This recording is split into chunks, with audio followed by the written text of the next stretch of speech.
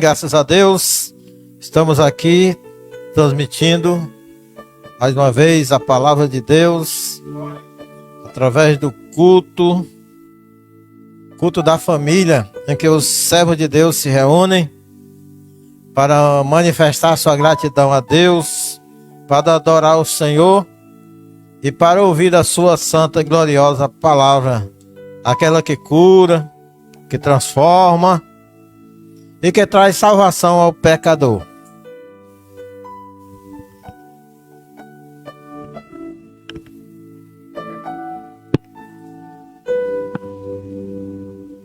Glória a Deus. A nossa leitura bíblica se encontra em 1 Samuel, capítulo 16.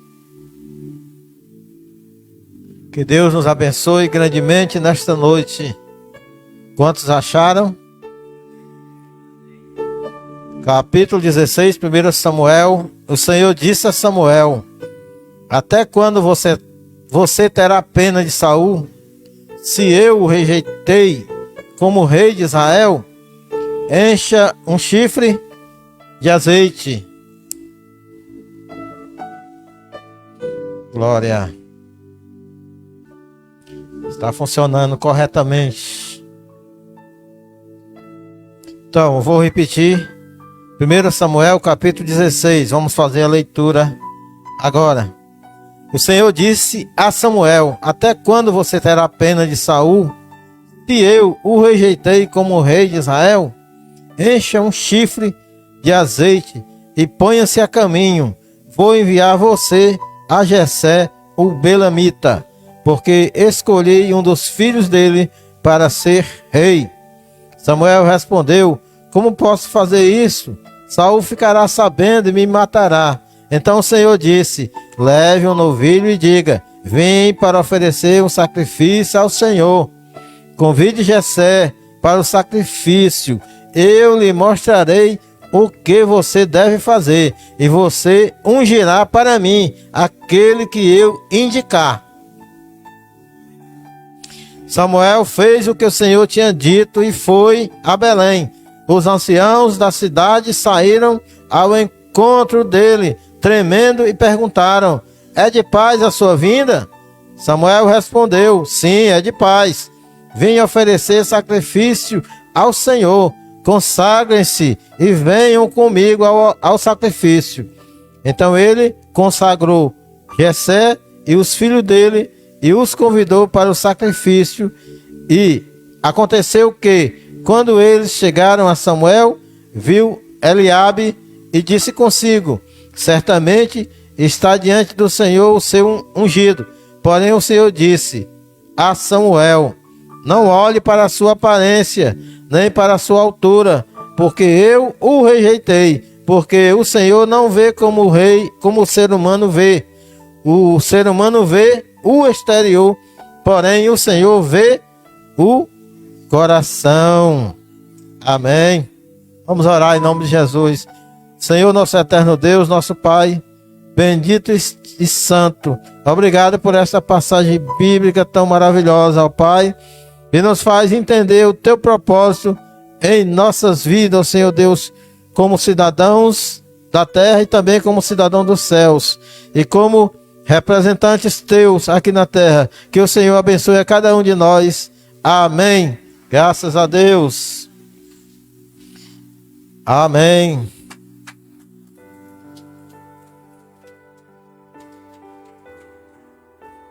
Graças a Deus, meus amados, esta é a terceira pregação baseado em 1 Samuel, quando nós decidimos falar sobre crise nas instituições. Ou seja, todas as instituições, embora seja familiar, ministerial, ou política, ou social, todas elas foram fundadas por Deus. E com certeza, Israel estava passando também por crise política, né? Por crise social. Desde muitos tempos. desde os tempos dos juízes, desde a morte de Josué e seus anciãos da época, a situação veio se alastrando. Isso não quer dizer que no período dos reis não faltou crise, porque crises, como já foi explicado, faz parte da caminhada do ser humano. Então, todos os anos acontece que a gente passa por crises. E quando a gente se despede de um ano, o que sobrar de crise já passa para o outro ano. E assim vai se complementando. Mas o que Deus quer de nós é que nós passemos por esses estados de crises e sejamos vitoriosos. E não sejamos abalados por tão grande coisas que acontecem no mundo. Porque o Senhor, Ele é o Deus da história. É Ele quem nos conduz às nossas vidas. É Ele quem tem o direcionamento para nós neste mundo. E que entreguemos nas mãos do Senhor as nossas vidas, a nossa família, o nosso ministério e também os nossos governantes e também as nossas autoridades. Todos devem ser entregues nas mãos do Senhor, porque o Senhor é quem dirige os passos de uma sociedade também. E como representantes de Deus na terra, nós que servimos ao Senhor, temos que influenciar positivamente a nossa nação também. Além do evangelho que pregamos, também com os nossos comportamentos, nossas obrigações em dias. Como diz 1 Samuel, capítulo 15, versículo 22, e também o versículo 23, nós vamos ler uma parte aqui que diz: porque por você ter rejeitado a palavra do Senhor, também ele o rejeitou como rei. Então essas palavras foram ditas ao primeiro rei de Israel, chamado Saul. E antes de entrarmos nessa parte, vamos resumir a parte que fala de Samuel. Deus que enviou Samuel para resolver todas essas crises que estavam acontecendo. Primeiro foi na família de Elcana, e depois foi no ministério, em que todos os sacerdotes estavam comprometidos com o mundo, estavam todos eles corrompidos e precisavam ser substituídos, e Deus providenciou que Samuel fosse o seu representante legítimo e que ele era um homem capaz de assumir. E as funções de Samuel foram muito mais além. Ele orou e ungiu os 2 primeiros reis de Israel. Mas vejamos o seguinte, que a chamada de Samuel aconteceu no momento crítico da história de Israel. Nós já vimos isso e tornamos a dizer que era um momento de crise e que o Senhor sempre está disposto a providenciar uma solução para o seu povo, para a sua nação, para a nação de Israel. Foi aqui determinado. E foi também um período de transição da teocracia para a monarquia. A teocracia, que é o governo de Deus sobre a terra, e a monarquia, que é o governo dos homens, o governo dos reis, dos primeiros reis de Israel. Foi um período de transição da teocracia exercida pelos juízes para a monarquia, que seria exercida por reis. E, portanto, Samuel foi um instrumento de Deus para a reconstrução da unidade social e religiosa diante da grande crise nacional. Então, Deus está em toda parte. Ele se importa também com a parte social e com a parte política de uma nação. Por isso devemos fazer a nossa parte e também orar por as nossas autoridades, para que o Senhor tenha livre acesso para fazer aquilo que lhe apraz, aquilo que é direito seu. Samuel foi o último juiz de Israel, acumulando temporariamente os ofícios de profeta e sacerdote. Então ele tinha essas três funções que, embora provisório, porque ele veio para organizar, Deus o enviou para organizar as coisas, e depois essas outras funções foi sendo repartida como devia ser, através principalmente do rei Davi, que organizou muitas das coisas. Da mesma forma que Deus restaurou o sacerdócio, removendo Eli e seus filhos, Ofni e Finéias, também iria estabelecer um rei segundo o seu coração. O primeiro rei de Israel escolhido foi Saul. Era filho de Quis, vindo depois a ser substituído por Davi, filho de Jessé. E através do contraste entre ambos esses personagens é que podemos tirar lições para nós no dia a dia, porque esse contraste é que faz a diferença.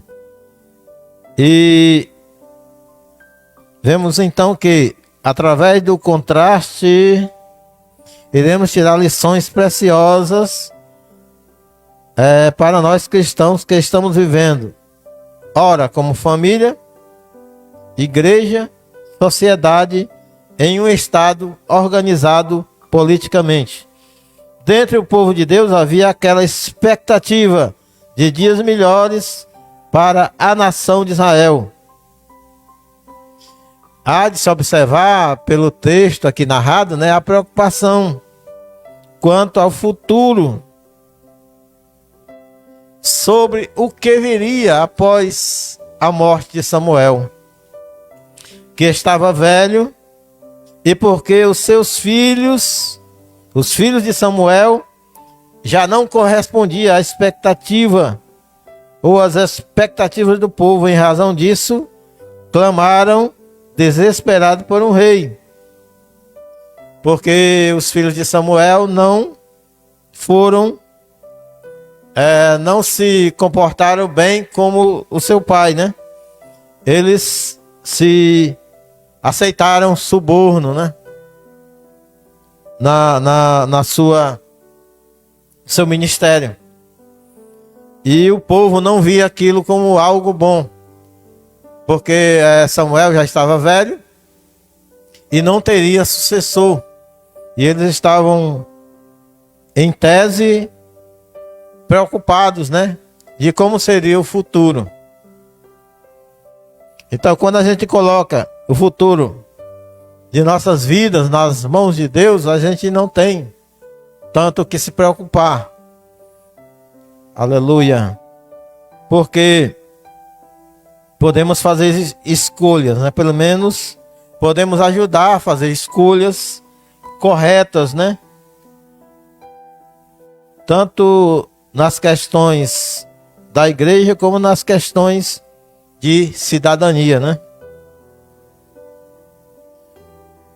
E a escolha de um rei para liderar o povo de Deus teria seus pontos positivos e negativos.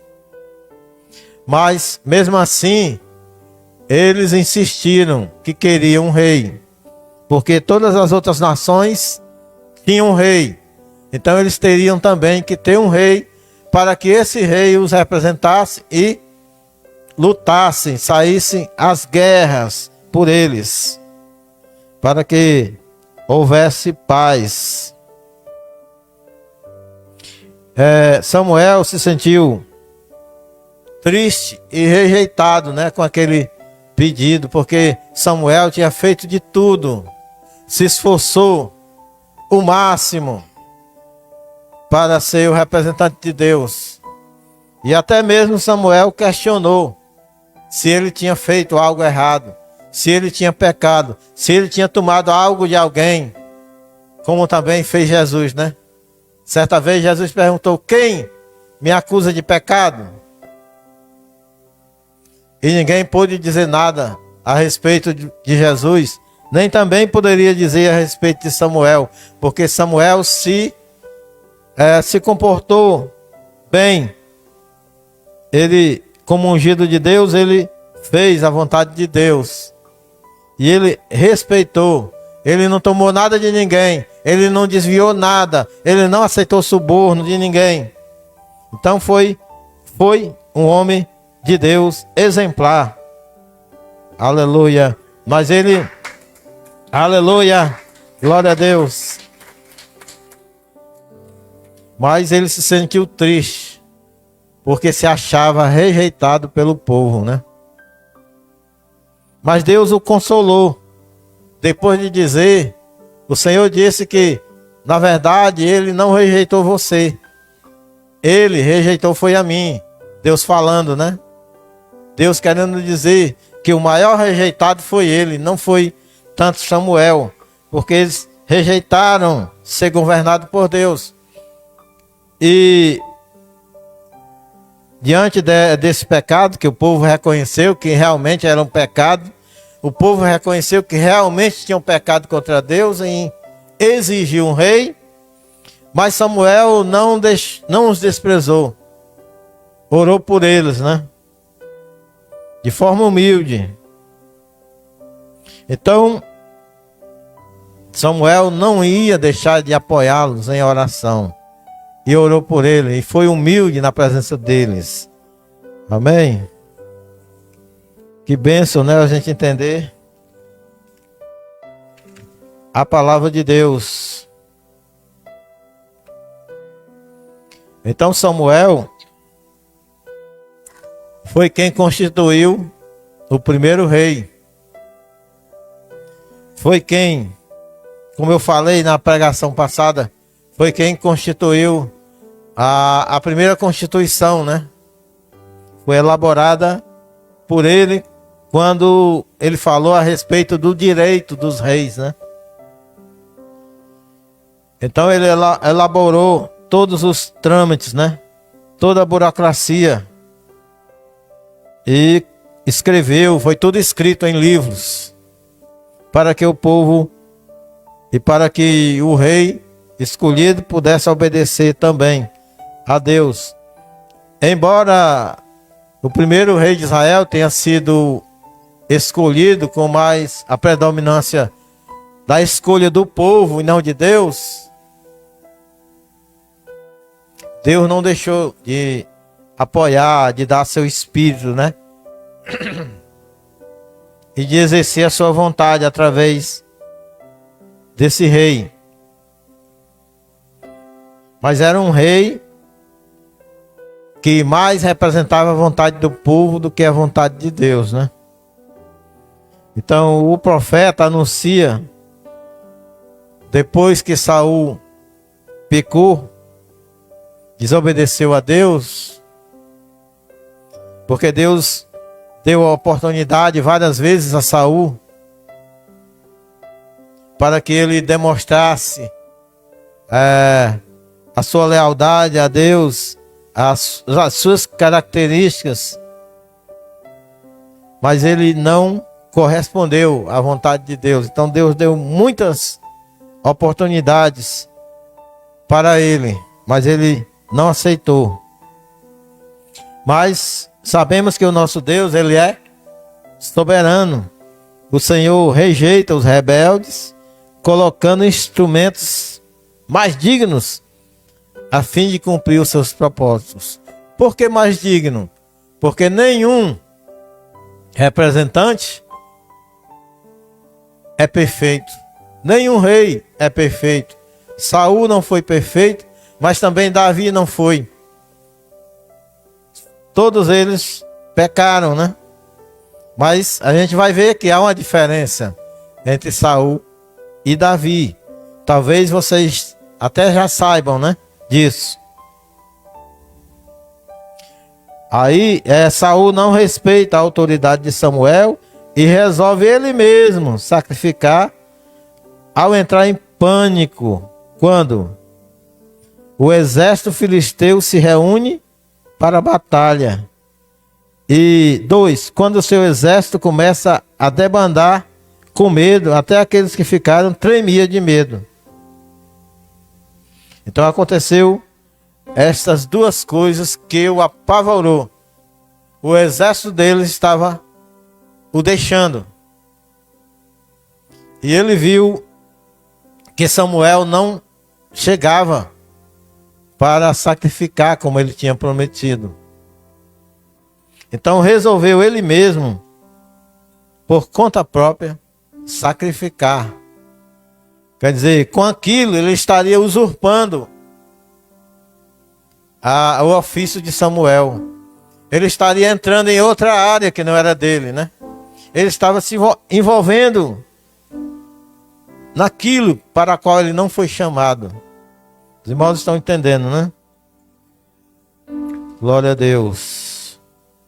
No início dos seus reinados, Saul e Davi foram homens humildes e fiéis. Ambos reinaram bem no princípio, porém ambos pecaram. Devido à exigência do povo, o Senhor selecionou um rei para Israel. Ele escolheu Saul. Saul que estava procurando, né, as ovelhas extraviadas. As ovelhas não, as jumentas, né, extraviadas de seu pai. Foi daí que houve esse encontro com Samuel, né? E Deus providenciou tudo, né, para que ele chegasse até Samuel. Ele era de uma família que tinha bens, né? De uma família rica, vamos dizer, que tinha muitos bens. E veja a humildade dele, que até por sua humildade e timidez, ele se escondeu entre as bagagens, né? Você vê isso? 1 Samuel capítulo 10, versículos 21 e 22. Então Samuel chamou a tribo de Benjamim pelas suas famílias. E foi indicada a família de Matri. E da família de Matri foi indicado Saul. Então perguntaram ao Senhor se aquele homem já havia chegado ali. E o Senhor respondeu: ele está aí, escondido entre a bagagem. Vejam, né? A humildade, não tão a humildade, mas a timidez, né? Até de Saul. Ele ainda não entendeu, ele ainda não tinha entendido a chamada de Deus para ele, né? Ele ficou perplexo, sua timidez o fez ele se esconder quando ele foi revelado a sua pessoa publicamente, onde eles se reuniram e Samuel queria apresentá-lo ao povo, né? Porque certamente ele não procurava nenhuma glória, né, pessoal. Ele ainda não tinha entendido a sua chamada. Então ele não tinha nada de mal nele, né, para procurar desagradar a Deus. Então foi aos poucos, né, que a sua confiança foi aumentando e ele foi entendendo a chamada para ser rei. Nós vejamos aqui que depois que ele se sentiu com poder nas mãos, ele terminou pecando, né? Por excesso. Porque em 1 Samuel, capítulo 15, foi quando Deus ordenou, né, que ele conquistasse. Ordenou que os amalequitas fossem exterminados e que nada deveria ser poupado. Mas ele trouxe o rei, né? Ele poupou o rei e trouxe os melhores animais. Que Deus havia proibido. Deus ordenou que exterminasse tudo e todos. Não era para sobrar ninguém. Mas veja só. Que Deus falou através de Samuel. Que ele próprio estava erigindo um monumento a si próprio. Ou seja, o orgulho já tinha subido a cabeça. E ele já estava se vendo acima. Como ele era mais alto do que o povo, materialmente, né? Fisicamente, mas espiritualmente ele estava se elevando a um ponto muito perigoso, né? Quando a gente deixa o poder subir a cabeça, aí chega o ponto da gente achar que é maior do que Deus. Isso é perigoso, né? Se a gente tem que ser humilde, a gente tem que ser humilde o tempo todo, né? Do começo ao fim, para que Deus nos exalte, né? E não nós mesmos. Deus é quem pode nos exaltar. E Ele exalta aqueles que o servem, aqueles que fazem a sua vontade. Meus irmãos, como não dá tempo de falar sobre tudo, vamos concluir dizendo assim, ó: quando Samuel se aproximou de Saul, Saul abriu a boca para se desculpar. E ele começou se desculpando ao ponto até de mentir, né? Ele parecia muito ansioso para assegurar a Samuel que ele tinha feito a vontade de Deus. E que aqueles bois e aquelas ovelhas que estavam fazendo barulho é porque ele tinha reservado para o sacrifício. Ele estava preocupado com o sacrifício e não com Deus. Ele não estava preocupado em obedecer ao Senhor, mas estava preocupado somente com o culto, né? Estava preocupado somente em cumprir o ritual do culto, mas não estava preocupado em servir a Deus.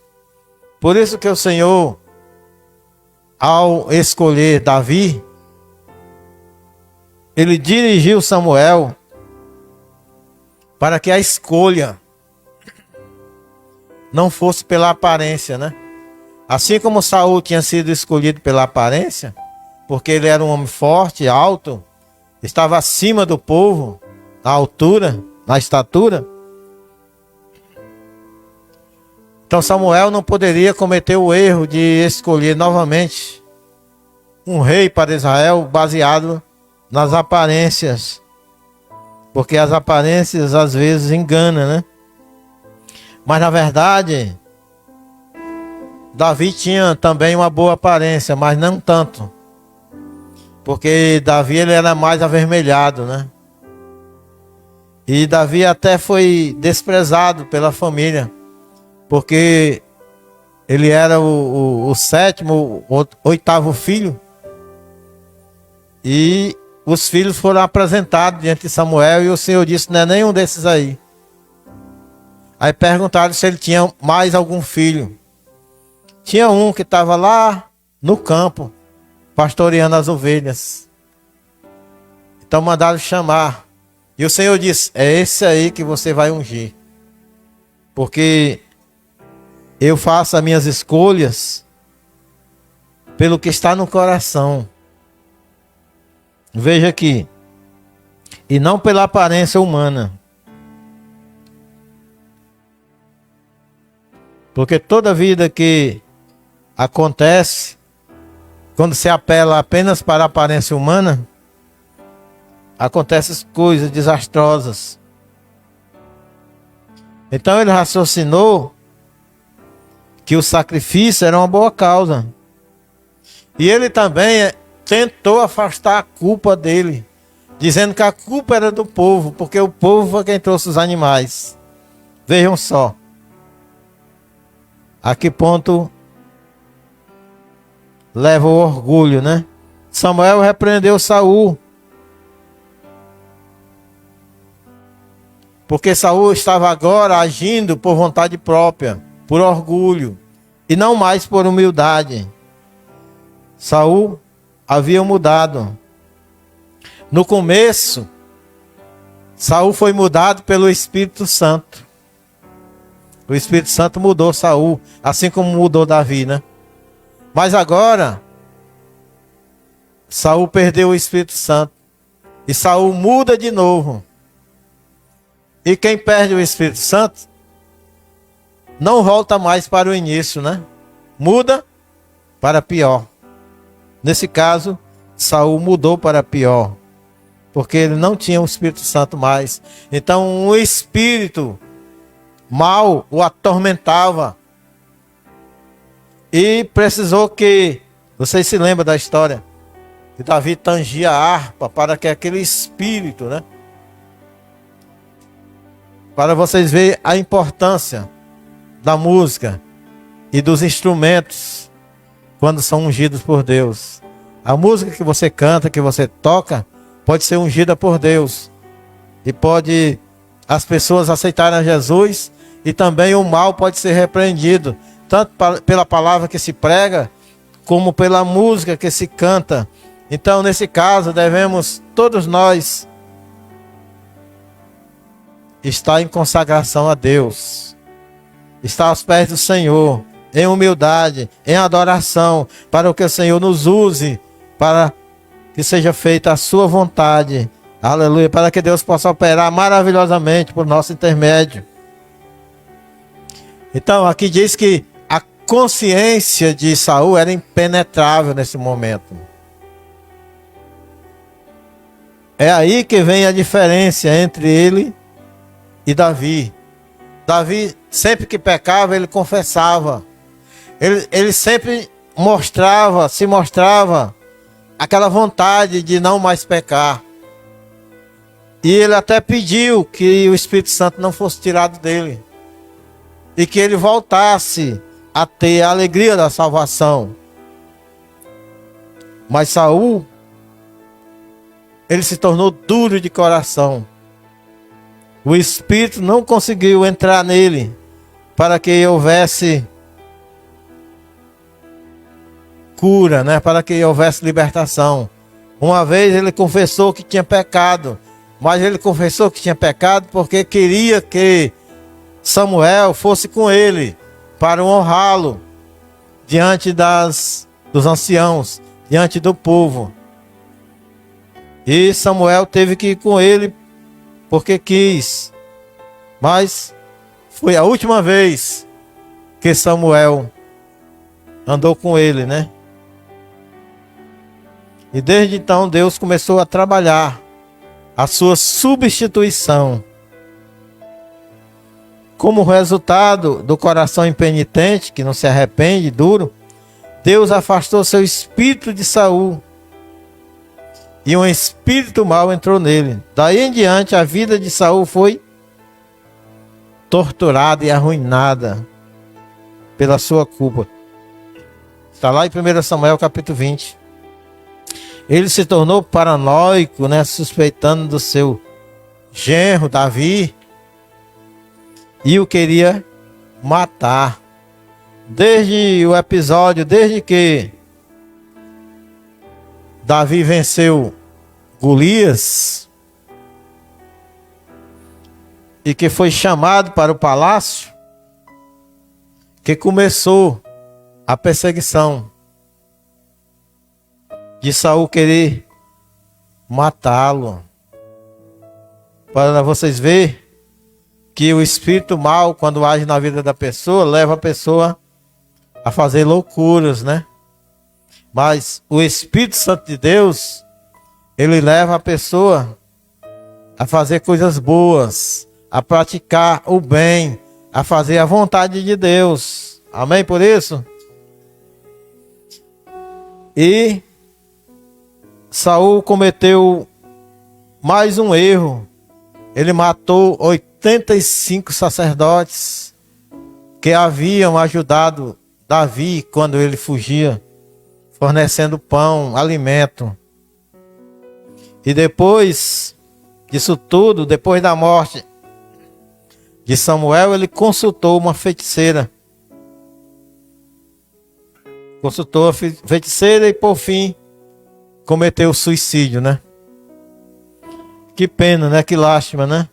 A pessoa começar uma vida cheia do Espírito Santo com humildade e terminar desta forma. E Davi também cometeu seus pecados, muitos graves, mas Deus o perdoou, mas também ele sofreu as consequências daquele seu pecado na família, né? Os seus filhos, nunca mais se apartou do meio dele, da família, a espada, né? Mas Deus o perdoou e ele foi restabelecido, mas ele sofreu mais. Então o que eu quero dizer para vocês é que permaneçam, né, em obediência ao Senhor, que sejam fiéis ao Senhor, que se volte para o Senhor e estejam sempre dispostos a pedir perdão ao Senhor, e que não deixe o tempo passar, e que não deixe o tempo apagar a vontade de você servir ao Senhor. Se você tem que servir ao Senhor, sirva de todo o coração. Por mais simples que seja a sua vida, a sua tarefa que Deus lhe deu, Deus sempre quer operar através de você a vida, a salvação. Deus sempre quer entregar nas suas mãos mais bênçãos, né? Para que você seja atuante em nome de Jesus. Que Deus abençoe. Amém. Graças a Deus. Aleluia.